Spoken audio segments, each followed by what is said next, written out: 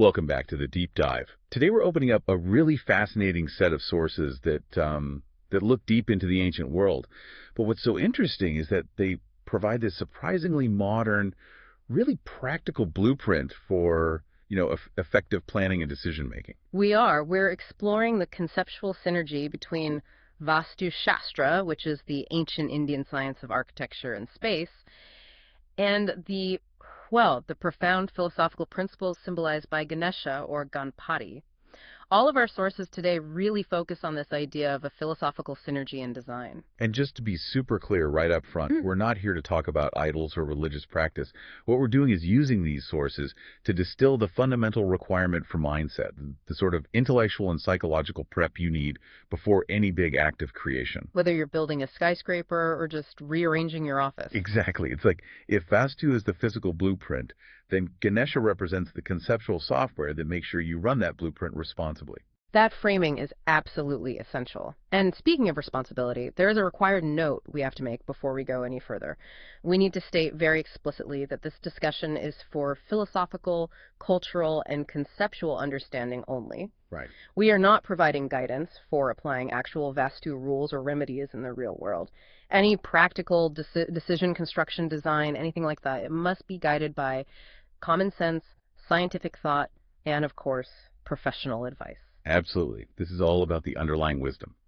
So with that important clarity, let's start with Vastu itself. I think everyone has heard of it, knows it involves direction, but what's the foundational goal? Well, Vastu Shastra is, at its core, an applied environmental science. Its whole purpose is to design human habitats that achieve a deep harmony with the environment around them, specifically with what are known as the five great elements, or the Panchamahabhutas. Okay, let's break those down. What are they, and how do they actually relate to a physical structure? So the five are earth, water, fire, air, and space, or Akash. Vastu basically posits that our stability and well-being come from balancing these forces inside a building. I can see how that immediately shifts Vastu from something, kind of esoteric into what is really high-level environmental design. Exactly. Earth is your foundation, your structural stability.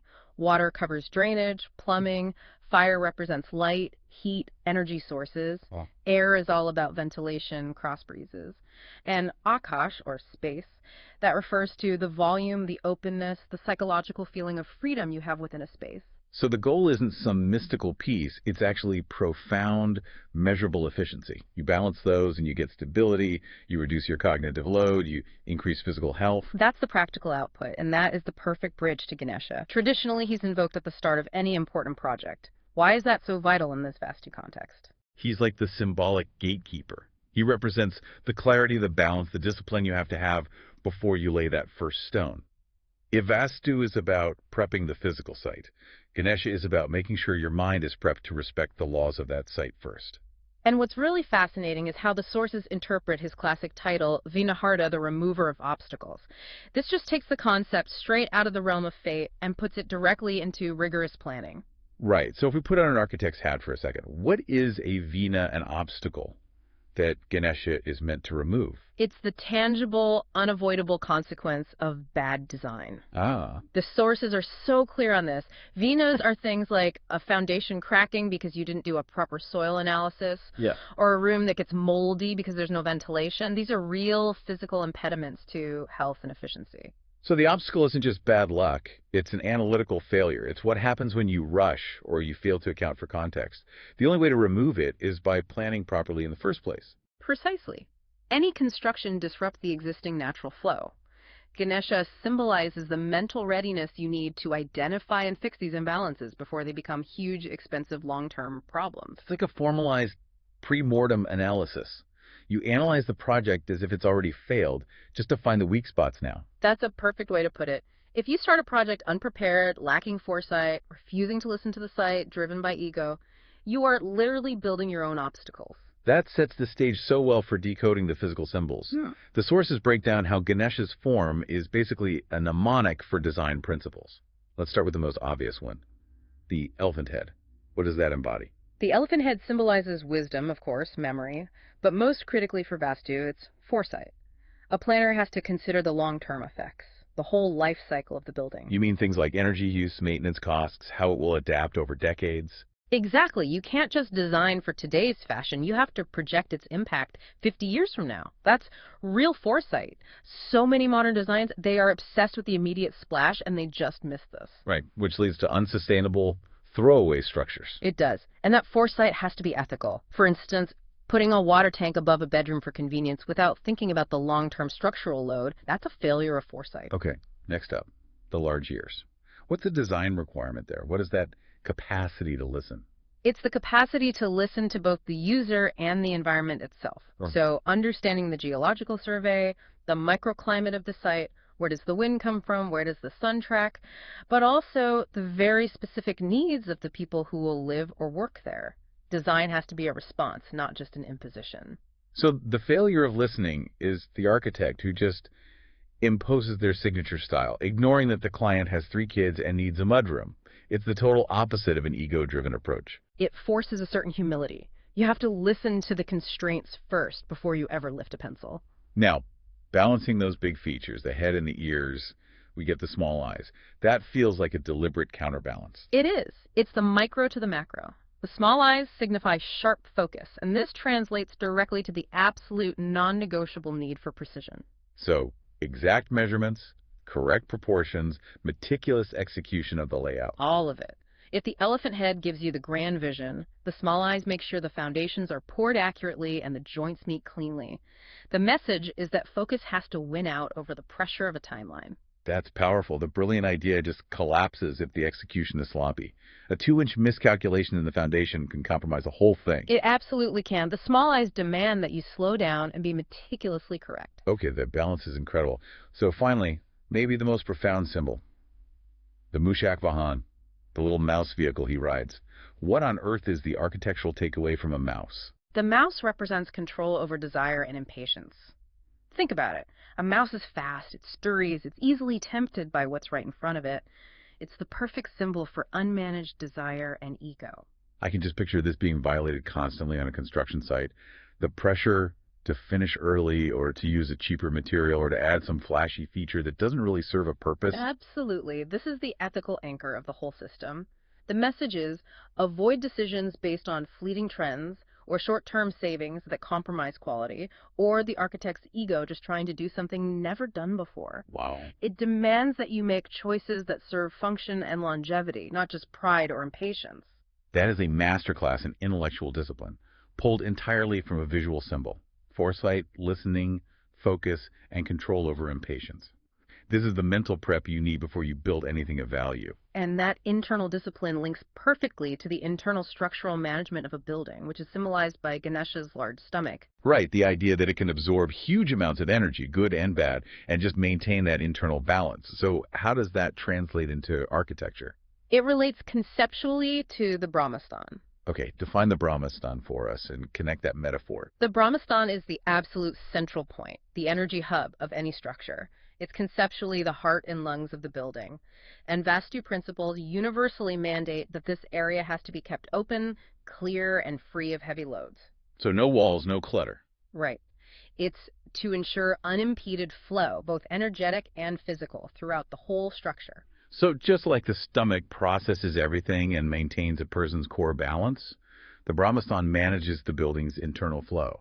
So what happens if you compromise that center? If the center is clogged or overloaded, say with a heavy load-bearing wall right in the middle or a dark, cluttered storeroom, the whole structure suffers from stagnation. It's like structural constipation. If the center can't breathe, nothing can flow out to the edges properly. That's a great way to put it. And this is where the sources make a really crucial philosophical point. The teaching emphasizes adhering to the thought, the idea of removing obstacles and maintaining flow far more than the physical placement of an image. That principle of the clear center is the real lesson. That conceptual blueprint is really the key insight we're trying to pull out today. But the sources did touch a bit on the meaning of applying this Ganesha principle to external context, to direction. How does that manifest? Well, conceptually, placing Ganesha near the entrance isn't about luck, it's about managing a threshold. Okay. An entrance is where all the external energy, people, noise, information transitions into the private space. The principle here symbolizes the need for clear filtration and a smooth transition. That's a classic design challenge. And what about the northeast, or the Ishan direction? That direction traditionally represents clarity and knowledge. So applying the principle here means you're prioritizing clear, informed decision-making above everything else, especially in the planning phase. It's where you bring your foresight and focus. And in creative spaces, like an office or a studio? There, it symbolizes disciplined creativity. Vastu isn't about some wild, uncontrolled inspiration. It's about inspiration that's tempered by system, by precision, by balance. But again, the material reminds us this isn't just blind keep of idols. It depends on context, proportion, material. If we connect this whole ancient mental framework to modern psychology, what's the practical benefit of doing a symbolic start like this? From a practical psychological view, the act of invoking a principle like Ganesha, or even just consciously reviewing those 4 principles of foresight, listening, focus, and control, it stabilizes the mind. It reduces anxiety, and it imposes structure on what can be really chaotic thoughts. You're basically mentally zoning your own mind before you even start to zone the physical building. Exactly. And the two are symbiotic. Mental stability leads to better design choices, and better design choices lead to less stress in the long run. Finally, we have to talk about the ethical angle the sources brought up, especially about the misuse of these rules. Yes. The sources spent a lot of time on this. Ganesha symbolizes humility and responsibility, but today, Vastu rules are sometimes commercialized and, frankly, misused to generate fear. You mean like a certain wall color will cause financial ruin, that kind of thing? Precisely. That replaces empowerment with fear-mongering. Right. And the Ganesha principle is the antidote to that. It reminds us the true purpose is empowerment and understanding. If you've done the rigorous analysis, if you've applied foresight and listening and focus, you've already removed the real obstacles. Yeah. The philosophy gives you the tools to create a better space, and that should free you from fear. This has really revealed a powerful truth. The link between Vastu and Ganesha is rooted in one fundamental requirement for any creation mindset. It's all about responsible thought, clarity, and achieving your own internal balance before you try to change the external world. It's a profound synthesis of philosophy and pragmatism. It asks us to be rigorous planners first, and only then conscientious builders. The most critical phase of construction happens before the first shovel ever hits the dirt. It happens in the mind. And before we close, we have to reiterate that necessary warning from the source material. Please use common sense, scientific methodology, and professional advice for any real-world application. This information is purely conceptual and philosophical. We've seen today that the ancient world didn't really separate ethics from engineering or psychology from architecture. They were all just inseparable parts of the same whole. And that leaves us with a pretty crucial challenge for reflection. If this ancient approach emphasizes long-term planning, balance, and humility over ego or rapid trends, we have to ask ourselves, in a world that's obsessed with fast, cheap, and disposable design, how can we apply this principle of responsibility before authority to make better, more sustainable decisions about the spaces we build, and, maybe more importantly, the mental spaces we inhabit? Something significant to mull over until our next deep dive.